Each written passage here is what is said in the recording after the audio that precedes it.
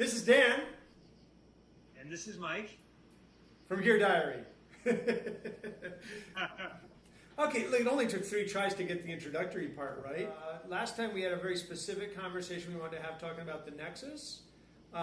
This time out, what I'd thrown out as a possibility to talk about is, Chris did a really, really neat post about being a little blasé about Apple and technology in general. And then I read on another blog something that was really kind of talking about the same thing. I think it was something like, am I getting bored with Apple or getting bored with the iPad? So I thought, I'd throw out the question to you and you'd throw it back to me of, are you bored?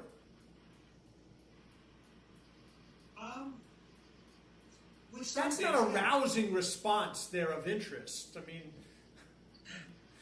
when you have to pause for a little while, you're kind of bored. Yeah, exactly. Now, before we get to that, there are some things that are exciting, and I have to ask you, since we talked about the Nexus, where's your Nexus now? I just got confirmation that it arrived back at Google today. Okay. Where's yours? So where's mine? It's in a box going out tomorrow. There you go. So it actually, from the time that we spoke last time, it took several phone calls and several emails to get it to that point. I had a big problem also. They told me they sent the shipping label 3 times. So that's, and I tried the email system and that wasn't going anywhere. I figured Google, electronic company, don't try to do a face-to-face over the phone thing, go electronic. It didn't work. Yeah, it was obnoxious, but luckily it was there, and I said to the guy, look, I want a reset, because you have 7 days after the RMA. I said, I want a reset on my 7 days. Now, here's the other thing, though. It was $199. They're taking out shipping, and they're doing the restocking fee. Right, so about $170 or whatever it is back. Right, which was worth it to play with the device, but then when you see it on sale as a refurbished device, you realize they're still making everything they were originally going to make. Right. So here's the thing. I did send that back, but I've been using this a lot more. That's your HTC One? That's the One X, yeah. And I've been using it, and I like it. I mean, I've been using it for a very specific purpose, which is... What's that? Well, I'm probably going to sell my iPhone pretty soon. In order to get ready for the next one coming. Yeah. I mean, look, in light of the fact that they're talking about now the fact that they're going to roll out a slightly updated iPad with the small dot connector also, I was even debating selling the iPad, but I'm not going to go that far. But I sold my iPod Touch to a friend of mine because he was looking for one at a really good deal, so he got one at a really good deal, and I got it gone. I'm thinking about selling the iPhone, and I think I could actually deal with the One X very happily for so long as it wasn't like more than a month and a half. So it's a nice bridge device. It's a bridge device. I mean, it's nice to be in the position of having the luxury to say I'm going to sell my iPhone early, and by the way, I don't really have to compromise all that much. And I do use my iPad. So are you excited? Well, so here's the thing about being bored. I'm excited about the new iPhone. I don't think it's going to be so radical. I've been using the beta of iOS 6.0 on my iPad since it actually first came out, and it's really stable and it's got some really nice features. It's kind of like Mountain Lion, where it's not like this. Oh my God, this is a radical new operating system. It's more like these are nice refinements that are things that I would have loved to have had initially, that I'm even happier to have it now that I'm having it. But I'm excited about the new iPhone just because it'll obviously be more powerful. I'm really curious about what they're going to do with the near field communication stuff, and that opens up a whole new world. I'm personally not bored, but I'll go into why in a minute. But you kind of punted away from that when I asked. So, are you bored? Well, I think there are a couple things. One thing I was excited about was getting back my iPad, because as we said in the other one, I put it away for a week. How much do I owe you, by the way, because you actually did it legitimately?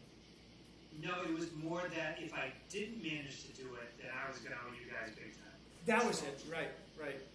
We did good terms on that one. So you're happy to get back to the iPad? Oh, I'm just so happy to have that back. And I even thought about that this morning.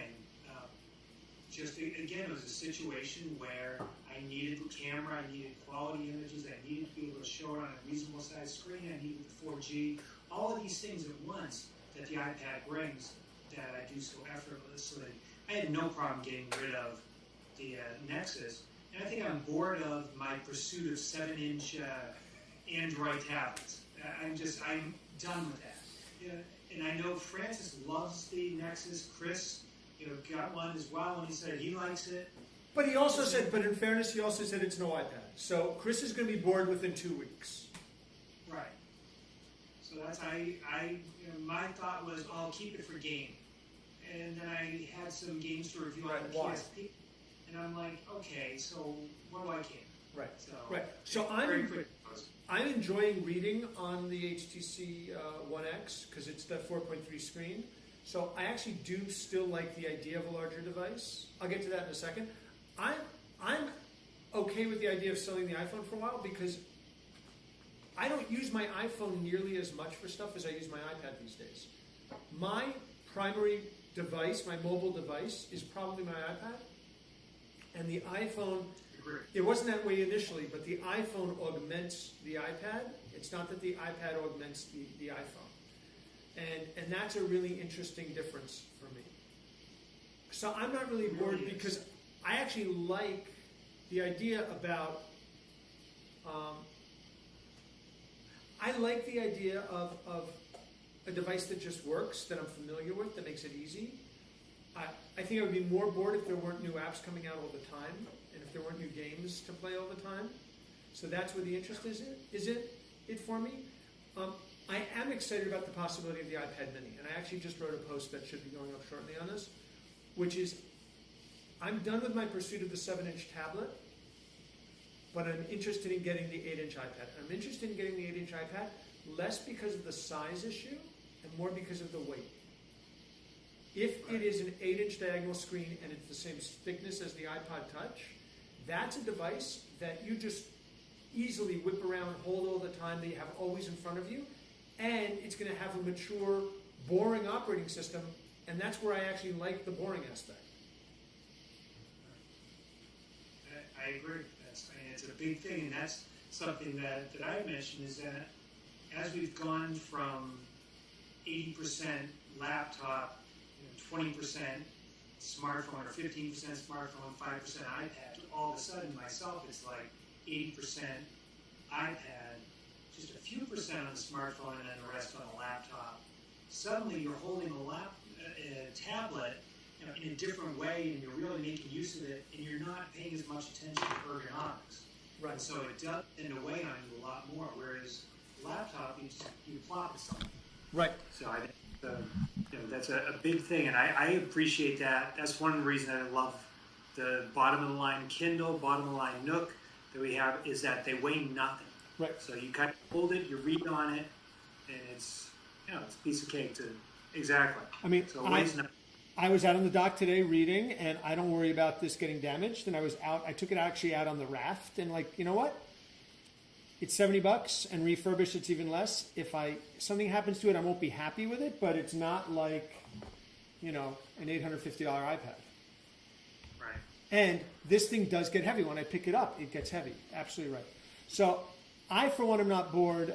I would there are enough innovations and there's enough integration that I'm really happy with it. And I think the other reason I'm not bored is that I'm always doing new things with it. You and I have been doing a lot more with video lately. I've been giving myself a huge education in how to do video, edit video, sync up the audio with the video, that sort of thing. And that makes a big difference also.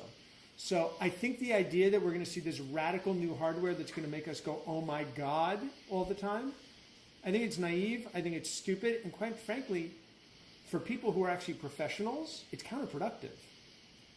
Well, it really is. And that's one of my complaints with a lot of these Android tablets, is that one of the big things I use it for is music production. So if you can't count on a unified set of application interfaces with libraries, with all these things to happen, you're never going to get somebody to make an app. Like I'm reviewing one now that's the 48-track digital recorder. 48 track. 48 track. I mean, that's, 10 years ago, that was a $2 million piece of hardware. Now it's just, a $50 app on your iPad. That's remarkable. Track. Unbelievable. That's remarkable. Speaking of tracks, by the way, if people think that we've got a cricket track going, it's the doors and windows are open up here in Pennsylvania. We're still up at the lake, and the crickets are out like in full force tonight. And I just posted on it, I'm using the Zoom H2N to record, and it's pretty sensitive, so it's probably picking up a lot of it. So I gave up on trying to actually do computer and video camera audio. It's just I'll do the audio separately, and I'll just merge them together. I mean, the other thing is, though, and I think this is a downside, and it's going to cause some pain initially. It's pretty clear that they're going to the smaller dock, and you've got a bunch of accessories, music accessories, that are really key music accessories. My hope is that they will have an adapter the same way that they have an adapter for the new power plug, the whatever they call it. The MagSafe one. The MagSafe 2. So I had Alana pick up an adapter for me just so that if I ever forget my power cord, I can use someone else's. But you and I are going to have to go out and buy a bunch of those adapters if they come out with them. Absolutely. I mean, it is huge. And the rumor is they're going to include one with the new devices, but, again... There's no way. They don't include a case with anything anymore. There's no way. No, they're not including it. You're going to have to buy it, and they're going to have a shortage at first, and we're going to have to buy a bunch of them so we have them everywhere. So, yeah. All right, so as far as bored, I'm not bored. You're not so bored. No, I think one of the things I've gotten bored with is that screen size pursuit. So, I mean, I've got my Droid 4 that I use, and it's got a 4-inch screen, and then the Galaxy S2 has got a huge screen. Yeah, the old iPod has got a 3.5-inch screen. And really, they all work pretty well. And I've just seen so many battles over, if Apple only does a 4-inch screen, well, they're dead already. So right. I've seen so many articles around the 100,000 ways that Apple is doomed. I love the emotion. There was also another really good piece on, you did a great piece on how horrible the commercials were in the Olympics. I mean, they were terrible. They were the best horrible ads ever because here we are now a week later and we're talking about them. Right. And so at the end of the day, that's what they care about. Yeah. So, any new, since we're doing this and hopefully we're going to make this a regular thing, any new gear, any new great apps that you love? Well, I think the big one is that Auria, that 48 track recorder. I mean, it really is a portable studio. And it's just amazing that even just before we were on, there was another new analog synthesizer. The level, quality, and breadth of music making apps that are available is stunning, to the point where a few weeks ago we got an email about a drum machine app that came with a sequencer and an update. And I sent you a copy of it. I said, hey, Mike, and you said? I basically said, oh, what an amazing, stunning new development. It was just a joke. Little sarcasm there? A little bit? Yeah. Things are just at such a level now that if you don't come to the game fully featured, then forget it. You only have a certain amount of time. I've been reading a bunch of things around that window of opportunity apps have, which are really small. And so we talked about one earlier that's a new, like a notebook, project book app. Yeah, project book. So let's here's what the email was behind. Let me just share with everybody. I said it's getting tremendous hype. I bought it. It's got some nice features. It's notes and tasks. It has no current syncability, no iPhone version, and no Mac version. So basically, it's on your iPad and you're stuck, and it's 2012. To my mind, that's a fail. Yeah, I was taking a look. You can export things or import from Dropbox, Instapaper, just a couple of sideline things, but not really, nothing that really works with anything else. I've got all these notebooks in other things that I've used, and I looked at this, and same as you, I just said, this looks really cool, and bought it. And then you start using it, you're like, well, okay, how am I supposed to get all of my daily project notes from work into here. Right. Well, it's going to be a 3-step process. So suddenly I found that I haven't been using it. I've still been using the other one, which is too bad because it does look like it has a lot of promise. But if it doesn't bring sync and some sort of way to get things in and out, then who cares? Right, and Evernote, which I've got my issues with Evernote because I think it's kind of bloated and it's trying to do things it should be doing. It actually now, the Mac desktop version now lets you actually switch between accounts with ease. Because I've got a personal account, I've got a synagogue account, we've got a Gear Diary account. I can now switch the accounts on my desktop. And as much as I've got issues with some aspects of it now, it's everywhere. It's ubiquitous. And it goes along with this whole mature thing also. I don't want to have to think about it too much. So, two things I wanted to touch on. One, I brought word the other day. I talked to Nuance last week, and then we were able to actually share the information on Monday that they rolled out this thing called Nuance Nina, which is basically it's for enterprise, but you're going to see it with USAA and then other financial apps, and it lets you use your voice to navigate the full website on your mobile device. It's really powerful.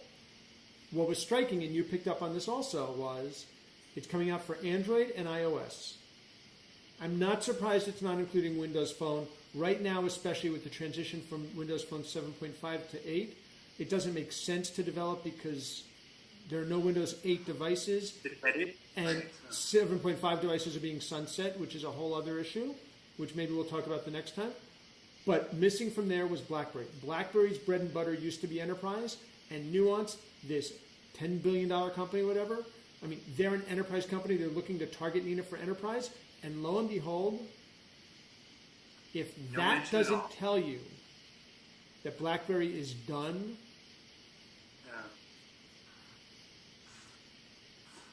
absolutely agree. What does? And then the other thing I want to share, I'm going to be posting on this, but this is very cool.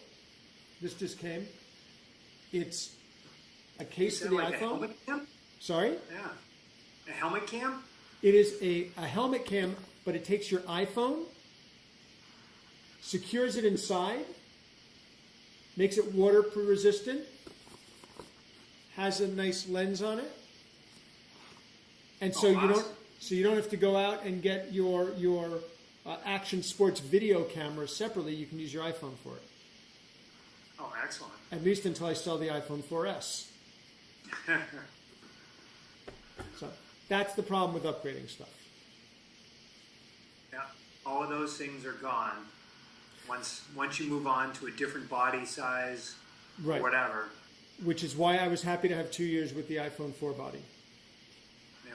So here are my questions. So let's assume that a new iPhone, a new iPod Touch, an iPad Mini, and an iPad updated with the new connector come out. 4 different devices. And a new Nano that takes advantage of the new integrated Bluetooth so that it can actually beam stuff to your Bluetooth from your phone. Which of those 5 are you buying? Probably the iPad Mini. I don't think I'm ready for another iPad this cycle. And, I'm good with the year-to-year cycle. Right. But since I get the 64 gig, the LTE, all that version, so that's already the expensive one. So I think I'd hold on that. Unfortunately, I'm stuck for another while with my Droid 4. Although, as soon as I got that, they started rolling out support within my company for the iPhone to be able to access our corporate email, which they just had on Android before. So now that explains it. Okay.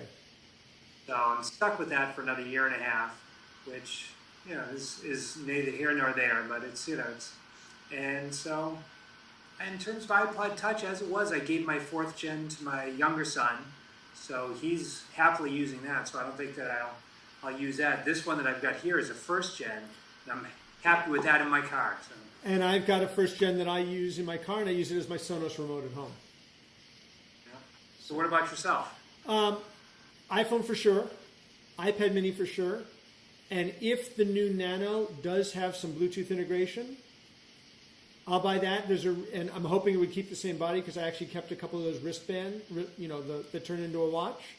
I've I've backed a couple of smartwatch projects on Kickstarter. I'm really into that mode right now. Not that probably the type of thing that I'll use, and then speaking of bored, I'll get bored with, but at least the idea I like. So what would the iPad have to do to get you to buy one if there is a new updated one? you know what? Honestly, if I could recoup the majority of my current iPad, I would swap it out just so that I have the same connector across my devices. Because there is that convenience is worth something. Yeah. But the heat doesn't really bother me. I will say I'm actually going to format it and I'm going to do a clean install because it has actually been locking up on me a lot. And if that doesn't fix it, I'll probably wait till after the release and then take it to Apple. Yeah. Yeah. But we'll see. I mean, I'm happy with the iPad. I'm very happy with the iPad when it's not locking up on me, and I'm not bored, which is very unusual for me. So I'm not bored. I'm surprised, and I think you said it earlier, is the balance between smartphone and tablet, the way that the new iPad has shifted that.